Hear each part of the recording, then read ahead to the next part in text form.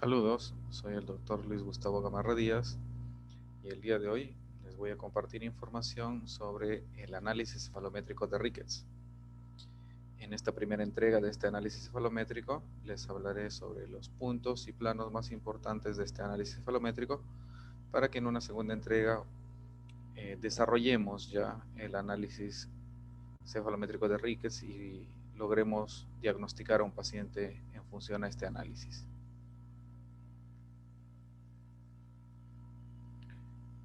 Este análisis fue propuesto y desarrollado por el doctor Robert Murray Ricketts, que es quien vemos en las imágenes. El doctor Robert Murray Ricketts fue un estudioso de la ortodoncia desde muy temprana edad.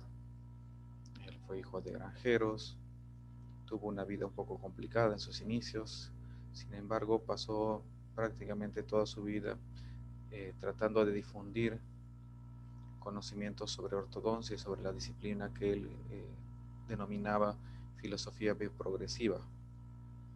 Dr. Ricketts, sin temor a equivocarme, es un personaje muy importante en el mundo de la ortodoncia, en la historia de la ortodoncia y también en la ortodoncia actual, ¿no? Marcó un hito realmente, hay un antes y un después de su cefalometría y del diagnóstico que él nos provee con su propuesta cefalométrica.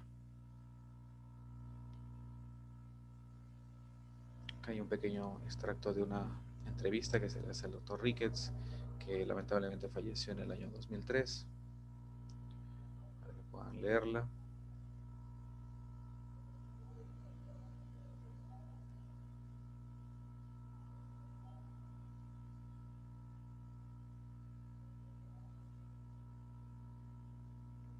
Aquí el doctor Ricketts nos muestra ese lado sensible que tenía, esa gran sensibilidad que tenía él para con los niños especialmente, que finalmente se convierte en el motivo de su consulta y de su trabajo, ¿no? Hasta el final, hasta los últimos años de su vida, el doctor Ricketts se dedicó a difundir conocimientos sobre su análisis o sobre su filosofía bioprogresiva. Muy, muy interesante. Y bueno, este análisis cefalométrico de Ricketts nosotros lo podemos tener en diferentes referencias. El día de hoy yo les voy a presentar información que creo yo es bastante cercana a la realidad del análisis cefalométrico original de Ricketts y se encuentra en el libro de Gregoret, de Ortodoncia y Cirugía Ortognática. Hay algunas pequeñas variaciones que se las iré comentando en el desarrollo, pero básicamente esta información se basa en el libro de Gregoret de Ortodoncia y Cirugía Ortognática. Es un poco la interpretación de esto. Y para iniciar sobre el análisis cefalométrico de Ricketts, los planos y puntos, en este caso especial del análisis de Ricketts, vamos a iniciar con los planos. Y ustedes se preguntarán por qué vamos a hablar de planos antes de puntos, y es que muchos de los puntos cefalométricos de Ricketts están basados en planos, entonces requerimos primero la ubicación y el trazado de algunos planos para poder luego proceder a la identificación de algunos puntos.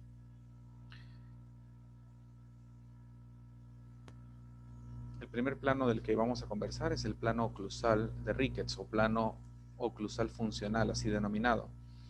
Es una línea, ¿no? El plano oclusal, que vamos a trazar nosotros uniendo el punto de contacto más posterior de las primeras molares y los puntos de contacto de las piezas posteriores, de premolares, ¿sí? Y si es que nosotros logramos visualizar y trazar de manera correcta nuestras coronas de caninos, también, según la teoría, nos dice que deberíamos proyectar esta línea y debería pasar justo por la mitad del overbite de caninos. Es decir, si tenemos nuestro canino superior aquí y nuestro canino inferior aquí, una cúspide, a la mitad de la altura, es la mitad del overbite de caninos. Desde este punto deberíamos trazar esta línea que se una al punto de contacto más distal de molares y proyectado sería nuestro plano oclusal. Si es que nosotros no tenemos nuestros caninos en buena posición, algo que suele ocurrir con mucha frecuencia previo a nuestros tratamientos de ortodoncia, o tenemos los caninos ectópicos, entonces no podremos determinar la mitad del overbite de caninos, por lo cual nos guiaremos de las piezas premolares.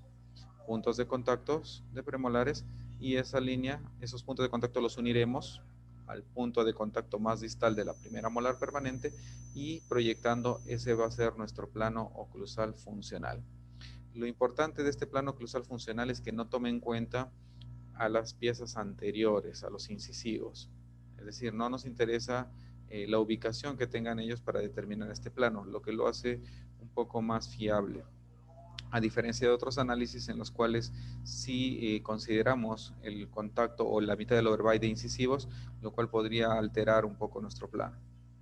¿Sí? Hay que recordar que este plano se traza de esta manera. Cada análisis cefalométrico tiene una indicación específica para el trazado de sus planos.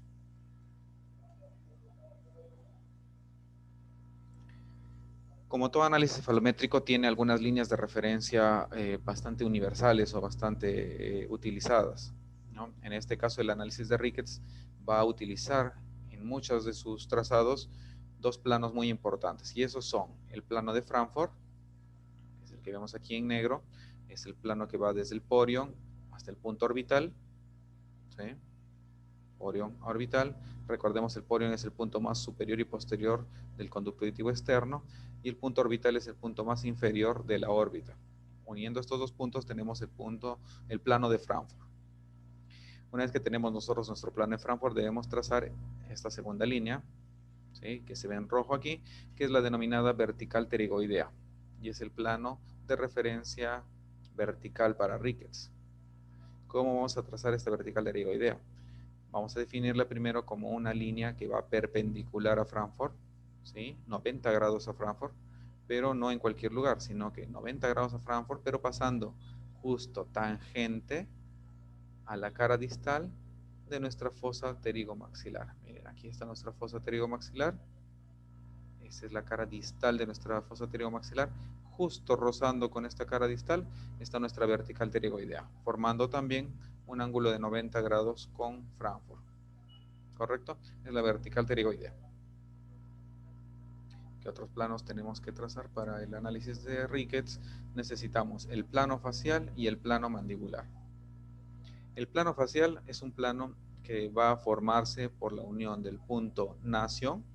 Recordemos, el punto nasion es la unión, está justo en la sutura de unión entre el hueso frontal y los huesos propios de la nariz, ¿sí? Punto nasion, y el punto PG o punto pogonion. El punto pogonion, recordemos nuevamente, es el punto más prominente de esta pared anterior de la mandíbula. Uniendo estos dos puntos tenemos el denominado plano facial y lo trazamos. ¿Qué otro plano tenemos? El plano mandibular. El plano mandibular de Ricketts se forma por la unión de dos puntos, la unión del punto gonion y la unión del punto mentoniano. Recordemos, el punto gonion es el punto más posterior e inferior, ¿no?, de la mandíbula, y el punto mentoniano es el punto más inferior, ¿sí?, de la sínfisis mentoniana o de la mandíbula, ¿sí? Trazando estos dos puntos nosotros tenemos el plano mandibular de Ricketts. Hay que recordar siempre esto porque hay otros análisis, como el análisis de Steiner, que plantea el trazado de su plano mandibular de una manera diferente, ¿no? No considerando al mentoniano, sino a otro punto que es el ginatio, ¿no? Pero en este caso recordemos, gonion mentoniano es el plano mandibular que vamos a emplear para el análisis cefalométrico de Ricketts. Finalmente vamos a ver aquí dos últimos planos, que son el plano basion-nasion, que se forma evidentemente por la unión del punto basion, ¿sí?, punto basion, que es la parte terminal de la base craneal posterior del cráneo, este extremo del clivus, con el punto nasion, ¿no?, que ya definimos aquí como la unión entre el hueso frontal y los huesos propios de la nariz, justo en la sutura. Uniendo estos dos puntos, el punto basion y el punto nasion, tenemos el plano basion-nasion. Y el eje facial también lo vamos a definir, y el eje facial es esta línea oblicua que vemos aquí, que va a unir dos puntos que ya previamente tenemos que haber trazado. Uno es el punto PT, ¿sí?, el punto PT, que era, para recordar un poco, el punto más superior y posterior de la fosa pterigomaxilar, y el punto ginatio, ¿sí?, que es el punto más anterior e inferior de la mandíbula. Unimos PT con ginatio Lo proyectamos también un poquito más para que se junte con el plano base-nación y ese será nuestro eje facial. Listo. Entonces, esos son los puntos, esos son los planos, perdón, que debemos trazar de nuestro análisis cefalométrico de Rickets, y luego de ello vamos a pasar a ubicar los puntos, algunos de ellos anatómicos y algunos de ellos definidos por planos. Vamos a iniciar.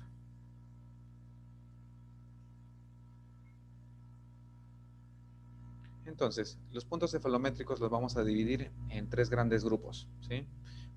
Con fines didácticos vamos a hablar primero de puntos craneales, luego vamos a hablar de puntos maxilares y vamos a terminar hablando de puntos dentarios y finalmente pues puntos estéticos, que son los puntos faciales, digamos, o en perfil de tejidos blandos. Pero básicamente en tejidos duros vamos a clasificarlos en puntos craneales, puntos maxilares y puntos mandibulares, ¿sí? Entonces, vamos a empezar por los puntos craneales. Los puntos craneales también están subdivididos en dos grupos. Los puntos craneales anatómicos, ¿sí? Los puntos craneales anatómicos, que son aquellos que están en alguna estructura anatómica ubicada. Por ejemplo, el punto nasion, que ya hemos ubicado. El punto porio, que habíamos dicho que era el punto más superior y posterior del conducto auditivo externo. El punto basio, que también ya lo habíamos ubicado. El punto PT, que también ya hemos hablado de él, es el punto más superior y posterior de la fosa pterigomaxilar, y el punto orbital. Todos ellos ya los conocemos y además ya los hemos identificado para el trazado de nuestros planos. Así que vamos a pasar rápidamente esta imagen. Tenemos ahora puntos craneales, pero definidos por planos. Y acá tenemos dos, ¿sí? Solamente dos puntos que son definidos por planos. Vamos a ver esta imagen del lado izquierdo, y acá tenemos el plano de Frankfurt y tenemos nuestra vertical pterigoidea. Donde se unen estos dos planos, el plano de Frankfurt con la vertical pterigoidea, es el punto denominado CF o centro facial. ¿Sí? Es un punto muy importante también para el análisis de Rickets y sus siglas son CF mayúsculas. Y vamos ahora a definir el punto CC o centro craneal, también definido por las siglas CC mayúsculas. ¿Cómo lo vamos a identificar? Tenemos nosotros el plano basio-nasion y ya hemos trazado también nuestro eje facial, que era PT congination. Proyectamos un poquito, a veces es necesario, a veces no, a veces basta con trazar para que logremos la intersección. En casos como en este de la imagen tendremos que proyectar un poquito más el plano para que tenga contacto con el plano basio-nasion, y ese punto de contacto entre estos dos planos es el punto denominado centro craneal o centro del cráneo. ¿Listo? Entonces, esos son todos los puntos craneales. Algunos anatómicos y en este caso dos que han sido definidos por planos. Vamos entonces a los puntos maxilares. Entre los puntos maxilares tenemos aquí tres importantes que también son bastante sencillos de identificar: la espina nasal anterior, la espina nasal posterior y el punto A. El punto A, recordemos, es el punto más posterior de la pared anterior del maxilar. Esta concavidad que describe el maxilar tiene un punto más posterior. Ese punto más posterior va a ser siempre el punto A.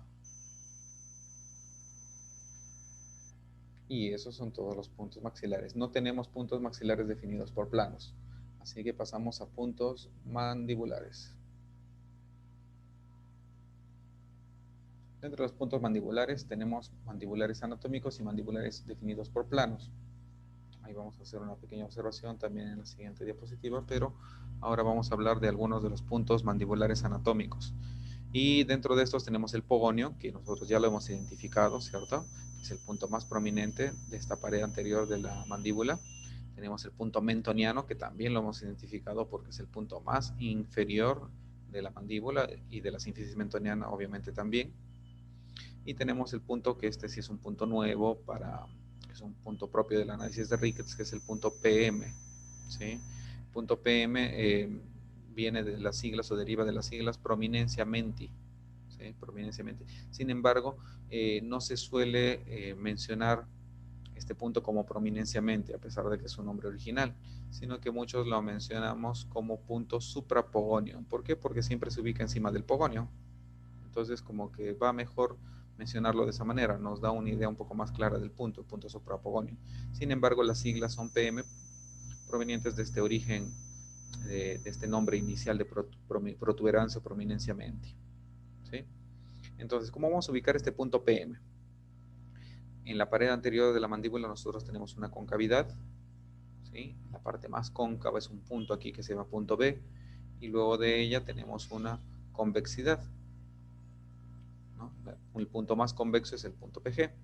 Entonces, esto describe una especie de S: concavidad, convexidad, convexidad, concavidad. El punto donde se produce ese cambio entre la concavidad e inicia la convexidad, la mitad de esta S, es allí donde se ubica el punto PM. ¿Sí? Es donde la curvatura de este borde anterior de la sínfisis pasa de ser cóncava a convexa. ¿Sí? Punto PM. Va a ser un punto muy importante en el análisis de Ricketts cuando tracemos, por ejemplo, el eje del cuerpo mandibular. Nos va a proveer de una ubicación ideal para el trazado de este plano. Vamos ahora a continuar y vamos a hablar de puntos mandibulares definidos por planos. Y acá voy a hacer una pequeña aclaración con respecto a dos puntos, y son el punto gonion y el punto gination. El punto gonion y el punto gination nosotros ya los hemos ubicado previamente, ¿sí? Y ya los hemos definido también de manera inicial cuando hablábamos de los planos, y vamos a referirnos a estos dos puntos, al punto gonion y al punto gination. El punto gonion, ¿no?, puede hacerse y puede trazarse de dos maneras diferentes. En este caso de la imagen están ubicando el punto gonion en la intersección entre la tangente del borde posterior de la rama y la tangente del borde inferior de la mandíbula, es decir, fuera de una estructura anatómica. ¿Sí? Este punto gonion, así ubicado de esta manera, se denomina gonion construido. No es el más típico de utilizar, pero algunos lo emplean. El punto que yo prefiero emplear y el que usualmente empleo es el gonion anatómico. Como se halla el gonion anatómico, muchos ya lo saben, y es también partiendo de estas dos líneas, tangente al borde posterior de la rama y tangente al borde inferior de la mandíbula, se traza una bisectriz, ¿sí?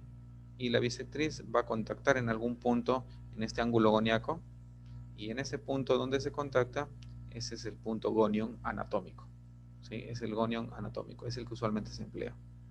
Sin embargo, hago la aclaración porque en esta imagen se queda marcado aquí el gonion construido, pero el que solemos emplear es el gonion anatómico, es el que vamos a trabajar, con el que vamos a trabajar.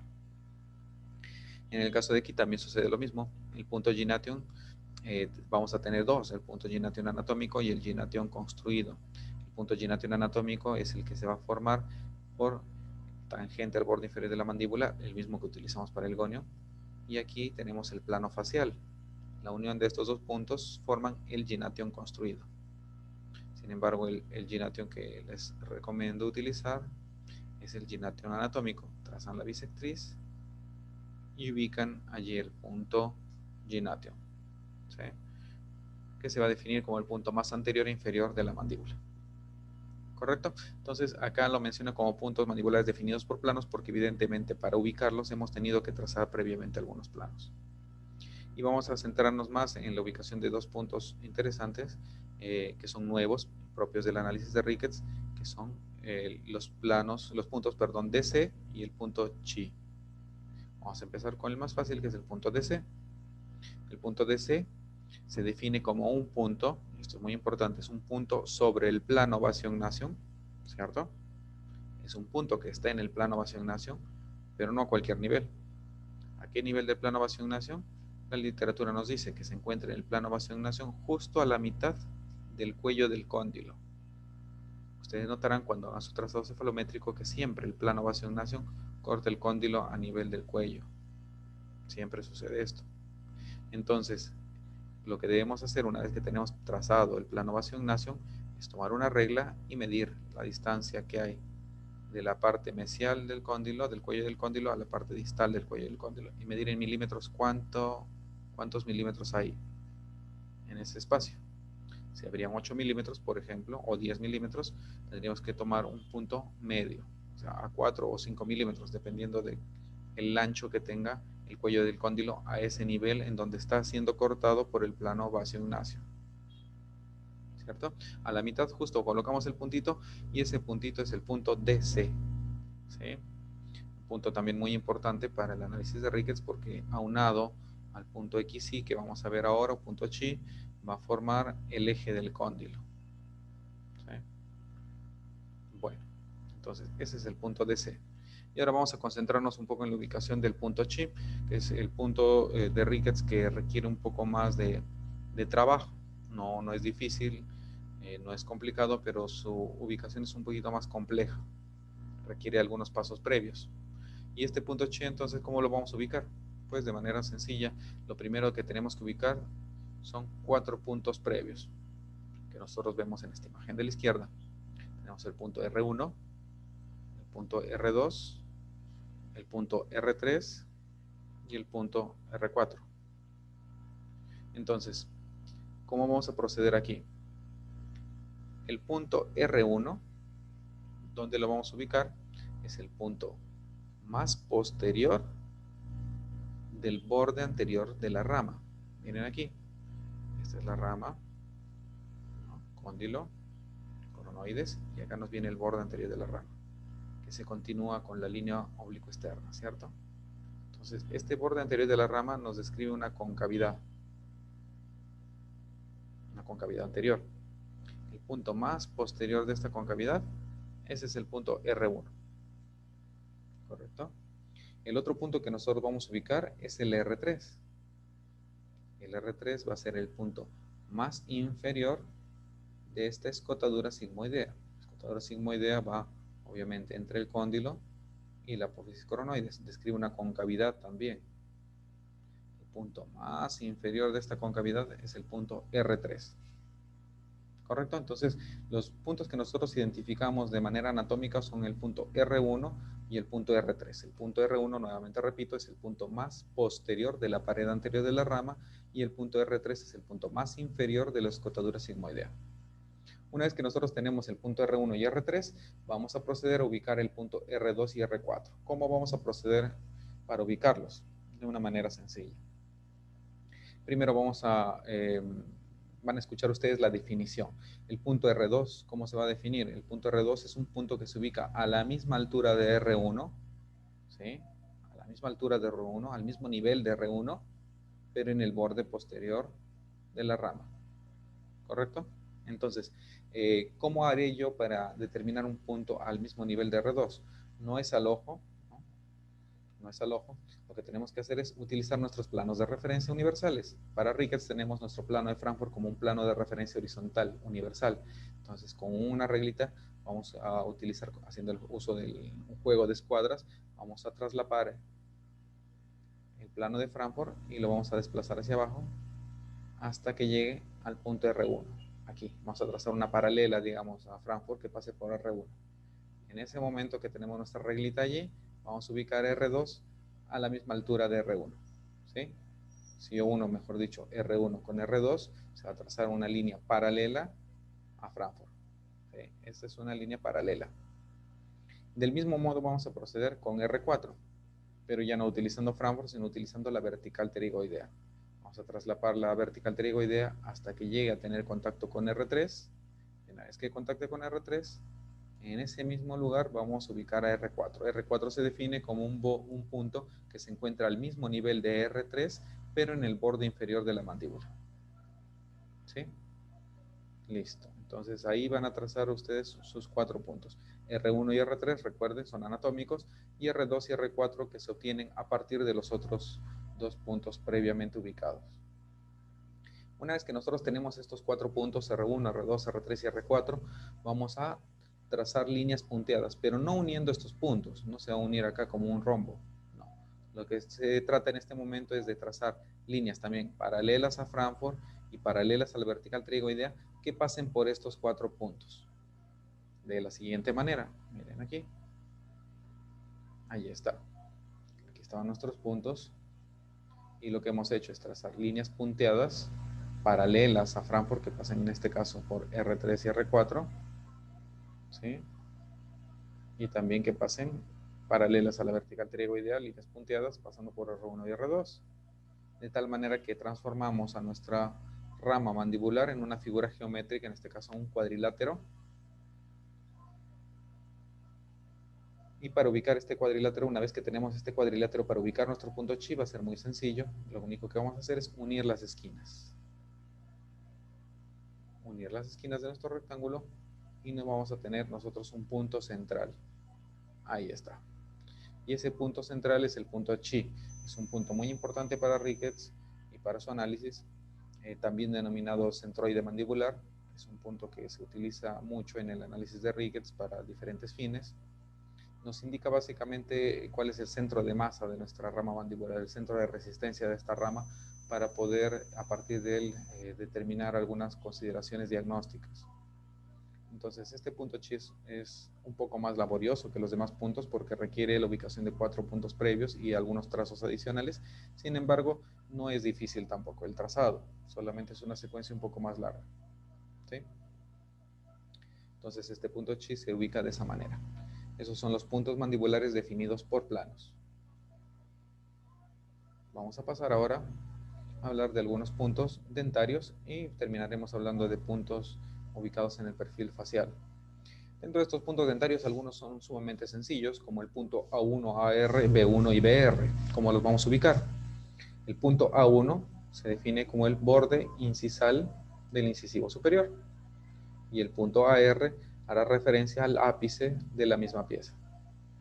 El punto B1 será el borde incisal del incisivo inferior y el punto BR hará referencia al ápice del incisivo inferior. ¿Correcto? Entonces son puntos sumamente sencillos. Vamos a regresar aquí. Vamos ahora a explicar un poquito cómo se ubican los otros dos puntos que tenemos aquí, y son el punto A6 y el punto B6. ¿Cómo los vamos a ubicar? También su ubicación es en realidad bastante sencilla. Les voy a mencionar yo más o menos la definición, que es la que figura en el libro, pero es realmente sencillo. A pesar de que cuando uno lee en la literatura la definición de estos puntos parece un poco complejo el tema, en realidad no es muy complicado. Vamos a definir el punto A6. El punto A6, ¿cómo lo definen los libros? Lo definen como un punto ubicado en el plano oclusal, ¿sí? Miren, el punto 6 está ubicado en el plano oclusal, ¿sí? No está fuera del plano oclusal, está en el plano oclusal. ¿Pero a qué nivel del plano oclusal? La literatura nos dice, está es un punto en el plano oclusal, pero ubicado justo donde este plano, o sea, el plano oclusal, se intercepta con una perpendicular, o sea, 90 grados al plano oclusal, una perpendicular que pasa tangente a la cara distal de nuestro primer molar superior. ¿Sí? Cuando uno lo escucha así parece y suena como un trabalenguas, pero en realidad no es tan difícil como parece. Nuevamente se los voy a mencionar un poco más rápido. El punto A6 es un punto en el plano oclusal, ¿sí?, que se ubica en donde este plano oclusal se intercepta con una perpendicular que pasa tangente a la cara distal de la primera molar superior. ¿Ya? Ahora vamos aquí, a ver. Miren, aquí yo puedo trazar una línea 90 grados, pero yo podría trazar 90 grados aquí, 90 grados aquí, 90 grados aquí. Entonces, ¿a qué nivel voy a trazar esa línea de 90 grados, o sea, perpendicular al plano oclusal? Me dice que la voy a trazar justo contactando la cara distal de mi primera molar superior, tangente a esta. Listo. Una vez que ustedes trazan esta línea 90 grados que pasa tangente a la primera molar, donde se une esa línea con el plano oclusal, es el punto A6. Nada más, así de sencillo es. Lo mismo van a hacer para el molar inferior. Van a trazar una perpendicular al plano oclusal, ¿sí?, 90 grados al plano oclusal, que pase tangente a la cara distal del primer molar inferior. Y ese es el punto B6. También se define de la misma manera, un punto en el plano oclusal donde este se intercepta con una perpendicular al plano oclusal que pasa tangente a la cara distal del primer molar inferior. Como les digo, cuando uno lo menciona de esa manera o lo lee en el libro parece un trabalenguas, pero en realidad es muy sencillo. No hay mucho más que hacer aquí. ¿Sí? Punto A6 y punto B6. Con eso tenemos con respecto a los puntos dentarios. Para culminar hablando de los puntos de tejido blando, puntos faciales o puntos estéticos. En este caso vamos a ubicar algunos de ellos. Por ejemplo, el punto EN o la punta de la nariz es el punto más prominente de la nariz, el punto EN, ¿sí? Tenemos el punto pogonium blando, que se escribe siempre con las siglas PG y una apóstrofe, una comillita, siempre, porque si uno omite esta comillita estaría haciendo referencia al punto más prominente del perfil óseo de la mandíbula, el perfil anterior, ¿no? Es el pogonium duro o pogonium al seco. Entonces, si queremos hacer referencia al punto de tejido blando, siempre tenemos que mencionar tejido pogonium blando y en la sigla colocar PG con la comillita, siempre. Luego tenemos aquí el punto más prominente del labio superior, que es el punto LS, ¿sí? Ya traducido al español, porque en muchos libros lo van a encontrar ustedes como UL o upper lip, ¿sí? Y el punto LI, que es el punto más prominente del labio inferior, también traducido en muchos libros es el punto LL o punto lower lip, ¿sí? UL y LL en inglés, digamos, y LS y LI, que es una traducción ya válida en las abreviaciones, que se utiliza ya en cefalometría también. Y finalmente tenemos acá el punto de contacto entre ambos labios, que es el punto estomion, ¿sí? O punto EM. El punto estomion es el punto que se ubica en el punto de contacto entre el labio superior e inferior. Aquí hay un tema que varía un poco de algunos autores a otros, pero en líneas generales es como les voy a mencionar.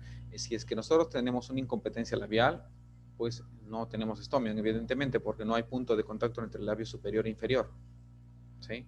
No hay punto estomion, no existe el estomion, eso es evidente, porque el estomion es el punto de contacto.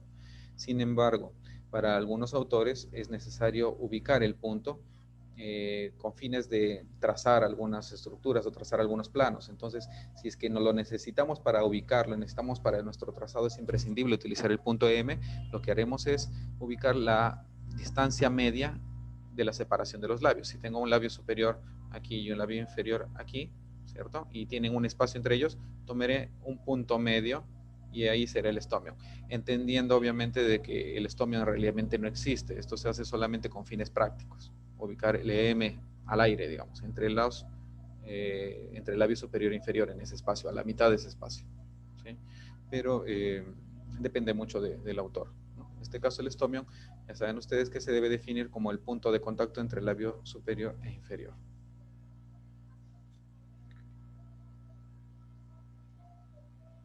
Y listo, con eso hemos terminado el día de hoy por la presentación de estos planos y puntos. En una siguiente entrega hablaremos un poco más sobre el análisis cefalométrico de Ricketts, ya hablando ya sobre el diagnóstico y sobre los ítems importantes ya del diagnóstico de Ricketts. El análisis de Ricketts es un análisis un poco más largo que otros análisis, consta originalmente de 32 factores. Sin embargo, podemos analizarlo también en función de un análisis resumido de Ricketts, que el propio Ricketts resumió su análisis en 10 factores y es el que vamos a desarrollar en una siguiente entrega. Por ahora eso es todo, muchas gracias.